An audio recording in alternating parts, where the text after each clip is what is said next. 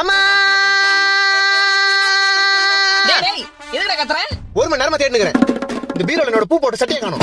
பீரோலயும் சரி வாழ்க்கையிலும் சரி நான் தேடுற விஷயம் மட்டும் கிடைக்க மாட்டேங்குது. டேய் பீரோல தான் மடிச்சு வச்சேன் பாருடா. நானும் கபோர்ட்ல தேடினுக்கிறேன். நானும் பீரோல தான் தேடினுக்கிறேன். உன் புடவைங்க மட்டும் அப்படியே அடுக்கடுக்கா காஞ்சி பட்டு, மதுரை பட்டு, கன்னியாகுமரியில இருந்து செங்கல்பட்டு வரைக்கும் மச்சி அடிக்க வச்சிருக்கல. என் பூ போட்ட சட்டை மட்டும் எங்க காணோம்? இப்போ உன் சட்டையை தேடி எடுத்துட்டேன்னா நான் பட்டையை போட்டு பயணிக்கு போக சொல்றியா? சட்டையை தேடி கொடுமா ஃபர்ஸ்ட். டைம் ஆகுது. இப்ப நான் தேடி எடுத்தனா தொடப்ப கடை தான். தொடப்பு கட்டல வேணாம், சட்டையை தேடி கொடு. இரு இங்க சட்டை இருக்கட்டும். இருதா.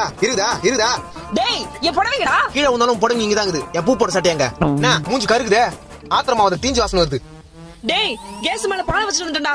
ஓ தீஞ்சு வாசனை அங்க தான் வருதா? ஐயோ மொத்த பாலும் போச்சு. ஏமா என் பூ போட்ட பூ உன்னால என்னாச்சு பாத்தியா? பால் தீஞ்சு போச்சு. என் பூ போட்ட சட்டமா? டேய் இங்க பால் தீஞ்சு போச்சுன்ற பூ போட்ட சட்டையா? இந்த கருத்து நீ ஏன் பாத்துட்டு இருக்கற? என் பூ போட்ட சட்டையா இதாமா?